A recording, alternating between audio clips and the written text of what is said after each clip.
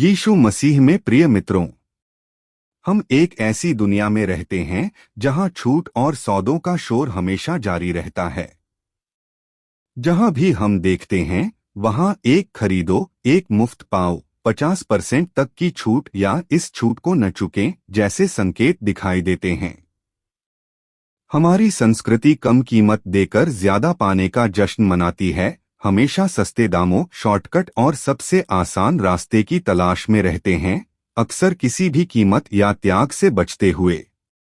लेकिन आज सुसमाचार हमें कुछ बहुत अलग देखने के लिए आमंत्रित करता है। परमेश्वर के पुत्र यीशु सचमुच स्वतंत्र हैं, सभी ऋणों और दायित्वों से मुक्त। फिर भी वह चुकाना चुनते हैं जिस पर उनका कोई कर्ज नहीं है, सेवा की मांग करने के बजाय सेवा करना और अपने अधिकारों पर जोर देने के बजाय प्रेम करना। बिना कुछ दिए कुछ पाने की दीवानगी वाली दुनिया में यीशु हमें दिखाते हैं कि सच्ची आजादी कीमत से बचने के बारे में नहीं है। यह विनम्रता, जिम्मेदारी और प्रेम को चुनने के बारे में है। आइए आज के सुसमाचार मंदिर कर की कहानी के बारे में सोचें। कोई यीशु से पूछता है, क्या आपका गुरु मंदिर कर देता है? यह एक साधारण सा प्रश्न लगता है, लेकिन यह वास्तव में इस बात को छूता है कि यीशु कौन है। क्या वह व्यवस्था के अधीन एक और व्यक्ति मात्र हैं, या वह परमेश्वर के पुत्र, मंदिर के प्रभु हैं?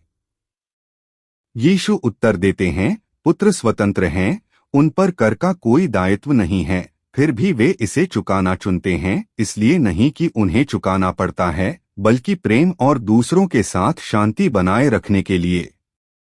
यह जिम्मेदारी और विनम्रता के साथ साथ चलने वाली स्वतंत्रता है। असली स्वतंत्रता अपने अधिकारों पर जोर देना या त्याग से बचना नहीं है। यह प्रेम को चुनने, चुपचाप सेवा करने और जरूरत न होने पर भी दूसरों का सम्मान करने की शक्ति होना है। जब हम यीशु के जीवन पर नजर डालते हैं तो हम इसे बार बार देखते हैं। वह अपने शिष्यों के पैर धोते हैं। क्रूस पर लटकते हुए भी वह अपने शत्रुओं को क्षमा करते हैं। वह दूसरों का बोझ उठाते हैं। यीशु अपनी स्वतंत्रता का उपयोग अपने लिए नहीं, बल्कि विनम्रतापूर्वक सेवा करने के लिए करते हैं। मंदिर के कर का वह क्षण आगे क्रूस की ओर संकेत करता है, जहां वह कर्ज चुकाते हैं जो हम में से कोई भी कभी नहीं चुका सकता था, और हम सभी के लिए परमेश्वर के परिवार का द्वार खोलते हैं। अब उस दुनिया के बारे में सोचिए जिसमें हम रहते हैं, एक वीआईपी संस्कृति जहां ताकतवर लोग विशेषाधिकारों और अपवादों की अपेक्षा रखते हैं। हम लोगों को कहते सुनते हैं, मैं नियमों से ऊपर हूं, यह सिर्फ अमीरों और मशहूर लोगों के बारे में नहीं है। ऐसा तब भी होता है जब हम अपनी सुख सुविधाओं या प्राथमिकताओं को दूसरों की जरूरतों से ऊपर रखते हैं। जब विशेषाधिकार प्राप्त लोग ज्यादा लेते हैं तो गरीब चुपचाप ज्यादा सहते हैं।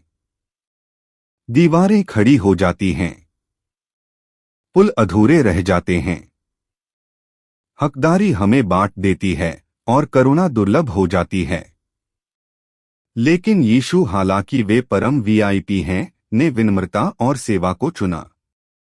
उनकी आजादी आत्मोन्नति का बहाना नहीं, बल्कि प्रेम और जिम्मेदारी का आह्वान थी। मंदिर का कर चुकाने का यीशु का चुनाव उनके अपने बारे में नहीं था, यह दूसरों के लिए था। वे किसी को ठेस नहीं पहुंचाना चाहते थे। सच्ची आजादी कभी अकेले नहीं जी जाती।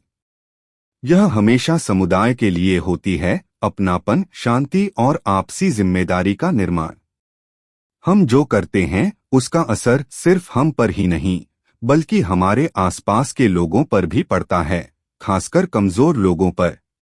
कार्नेगी की पुस्तक how to win friends and influence people में एक पुरानी कहानी है, एक ऐसे व्यक्ति के बारे में जो हमेशा अपने अधिकारों पर जोर देता था और अपनी बात कहता था। लेकिन उसने एक बुद्धिमान बुजुर्ग से सीखा कि सच्चा प्रभाव और सच्ची आजादी धैर्यपूर्वक सुनने, दयालु शब्दों और सम्मानजनक कार्यों से आती है।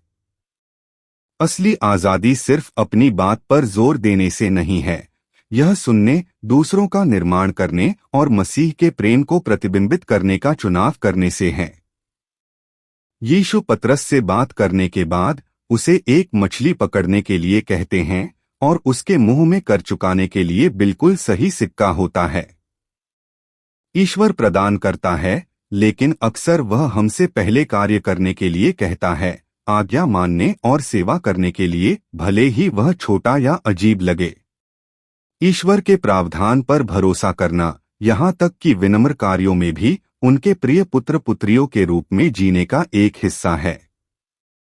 हमारे दैनिक जीवन में सच्ची आजादी उस शिक्षिका की तरह दिखती है जो हर सुबह अपने छात्रों के लिए चुपचाप प्रार्थना करती है, उस नर्स की तरह जो मरीजों को सुरक्षित महसूस कराने के लिए हिजाब पहनती है, या उस शरणार्थी पादरी की तरह जो अधिकारों के बजाय जिम्मेदारी चुनते हुए उन करों का भुगतान करता है जिनसे उसे छूट मिली हुई है।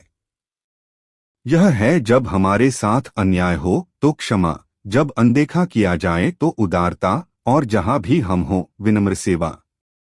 लेकिन ईमानदारी से कहें तो यह जीवन शैली हमेशा आसान नहीं होती। यह हमें आराम और अभिमान त्यागने के लिए कहती है। यह महंगा, अकेला या अनदेखा लग सकता है। यीशु समझते हैं, वह हमसे पहले इस मार्ग पर चले थे, और फिर भी यह हमें गहरे आनंद और शांति की ओर ले जाता है। जब हम प्रेम में खुद को समर्पित करते हैं तो हमें जीवन की वह पूर्णता मिलती है जिसका वादा उन्होंने किया था। तो इस हफ्ते मैं आपको एक ठोस तरीके के बारे में सोचने के लिए आमंत्रित करता हूं जिससे आप सेवा कर सकें, किसी और के लिए कीमत चुका सकें, या जब आप कुछ और चुन सकें तो क्षमा कर सकें।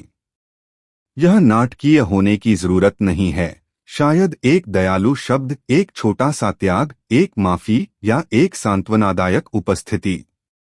ये छोटे छोटे कार्य जब कई गुना बढ़ जाते हैं तो अनुग्रह से भरा एक समुदाय बनाते हैं। प्रिय मित्रों, एक ऐसी दुनिया में जो हमें कम देकर ज्यादा पाने के लिए कहती है, यीशु हमें याद दिलाते हैं, सच्ची आजादी लागत से बचने के बारे में नहीं बल्कि प्रेमपूर्ण जिम्मेदारी को अपनाने के बारे में है। ज्यादा देना, ज्यादा प्यार करना, ज्यादा सेवा करना। आइए प्रार्थना करें। प्रभु यीशु, आप स्वतंत्र हैं, फिर भी आपने सेवा करना चुना। राजा के पुत्र, फिर भी आपने वह चुकाया जो आप पर बकाया नहीं था।